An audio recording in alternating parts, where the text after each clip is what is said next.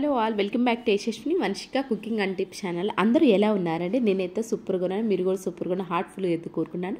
Please skip చేయకుండా చూడడానికి అయితే ట్రై చేయండి. ఈ టిప్స్ తోటి రెగ్యులర్గా కిచెన్లో పని సులువుగా చేసుకోవచ్చు. అట్ ద సేమ్ టైం అనవసరమైన దాన్ని రీయూజ్ చేసుకుని మన మనీని అయితే ఖచ్చితంగా సేవ్ చేసుకోవచ్చు. టిప్స్ని అయితే చూసేద్దామండి. నేను నిమ్మకాయ ఫుల్ వాడుకుంటే ఓకే కానివ్వండి, లేదు హాఫ్ కనుక వాడేసుకున్నామకి ఇలా డైరెక్ట్గా మన హాఫ్ని ఫ్రిడ్జ్లో కనుక పెట్టేసామనుకోండి ఎండిపోయినట్లు అవుతుంది. దీనిలోంచి జ్యూస్ కూడా త్వరగా రాదు. అసలు ఇప్పుడైతే నిమ్మకాయలు కూడా చాలా కాస్ట్ అయితే ఉంటున్నాయి కదండి.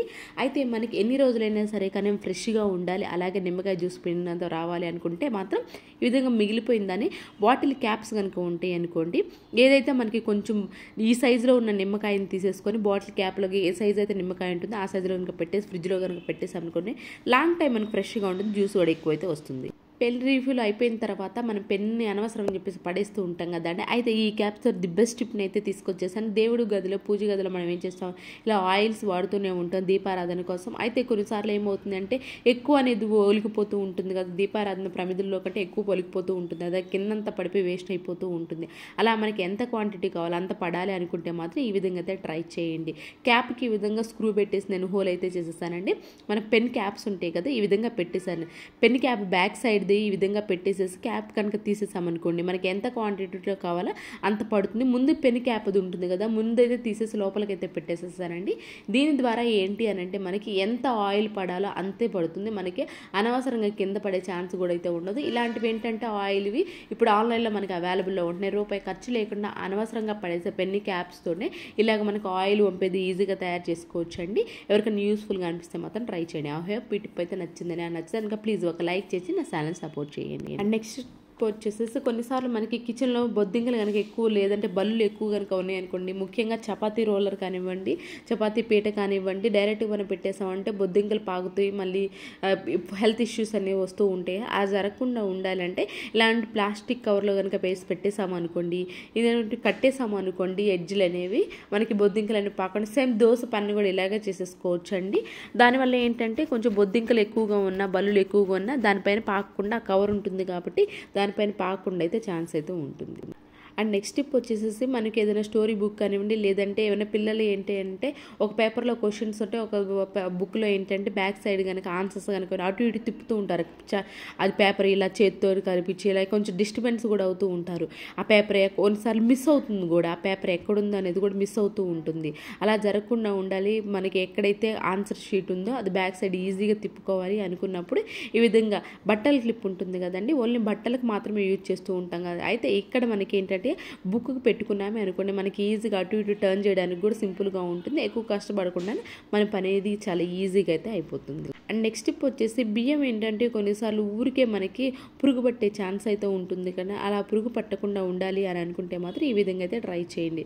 దానికోసం ఒక టిష్యూ పేపర్ తీసుకుని దానిలో కొంచెం పసుపు, సాల్ట్, లవంగాలు ఉంటాయి కదండి, లవంగాలు కట్టేసేసి ఈ విధంగా యూజ్ ఉంది రబ్బర్ బ్యాండ్ పెట్టేసి బియ్యంలో కనుక ఎక్కువ పురుగులు పడుతూ ఉన్నాయి అనుకో, దీనిలో కనుక పెట్టేసాము అనుకోండి, ఇవేంటి అంటే మనకి ఊరికే పురుగులు పట్టే వరకు రిపీటెడ్గా పడుతుంటాయి. ముఖ్యంగా ఇలాంటి బ్రౌన్ రైస్కి లేదంటే సింగిల్ పాలిష్ రైస్కి ఎక్కువ పడుతూ ఉంటాయి కదా, అలాంటప్పుడు ఈ విధంగా కట్టేసి పెట్టేసాము అనుకోండి మనకు పురుగులు అనేది త్వరగా చేరకుండా అయితే ఉంటాయి. అండ్ నెక్స్ట్ టిప్ వచ్చేసి బ్యాంగిల్స్, థ్రెడ్ బ్యాంగిల్స్ ఏంటి అని అంటే మనకి మిగిలిపోయినాయి అనుకోండి, థ్రెడ్ కనుక కొంచెం మిగిలింది ఎక్స్ట్రా పూడిపోయింది అనుకోండి, దాన్ని వేసుకోవాలి అన్న కూడా మనకి ఇబ్బందిగా ఉంటుంది కదా, ఎందుకంటే చూడడానికి చాలా చిరాకుగా అనిపిస్తూ ఉంటాయి. అయితే ఇలాంటి బ్యాంగిల్స్ తోటి రీయూజ్ ఎలా చేయాలో చూద్దామండి. దానికోసం నేను ఈ విధంగా ఫస్ట్ బ్యాంగిల్స్ని అయితే ఈ విధంగా పెట్టేసుకున్నాను నేను.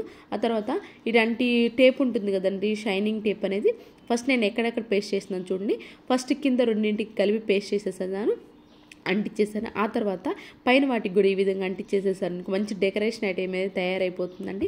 ఇంట్లోనే రూపాయి ఖర్చు లేకుండా ఇలాంటి వాల్ పైన కనుక వైట్ వాల్ పైన కనుక పెట్టేసుకున్నాము చూడడానికి చాలా నీట్గా ఉంటుంది. అండ్ అనవసరంగా థ్రెడ్ ఊడిపోయిందని పడేసే బదులు ఈ విధంగా చేసుకున్నాము అనుకోండి మనకి ఫుల్ సాటిస్ఫై అయితే అవుతాము. నెక్స్ట్ టిప్ వచ్చేసి కొన్నిసార్లు మనం ఏం చేస్తాం, సంవత్సరానికి సరిపడే చింతపండుని తీసుకొస్తూ ఉంటాం కదండి. అయితే ఈ సంవత్సరానికి సరిపడే చింతపండుని మనం తీసుకొచ్చుకున్న ప్రతిసారి కూడా ఏ మాత్రం పురుగు పట్టకుండా ఉండాలి, at the same same time మనకి కొంచెం కూడా చింతపండు కలర్ మారకుండా ఉండాలి అని అనుకుంటే మాత్రం ఈ విధంగా అయితే ట్రై చేయండి. దానికోసం ఫస్ట్ మనము పురుగు పట్టేది ఏంటి అని అంటే ఫస్ట్ విత్తనాల ద్వారా అండి. విత్తనాల ద్వారా పురుగు పడుతూ ఉంది కాబట్టి, అలాగే ఆ సన్న పీసులు ఏవైతే ఉంటాయో వీటి ద్వారా ఫస్ట్ పురుగు అనేది పడుతూ ఉంటుంది కాబట్టి దీన్ని ఈ విధంగా ఫస్ట్ మనం విత్తనాలని అండ్ అలానే సన్న పీసుల్ని సపరేట్ చేసేసేయండి.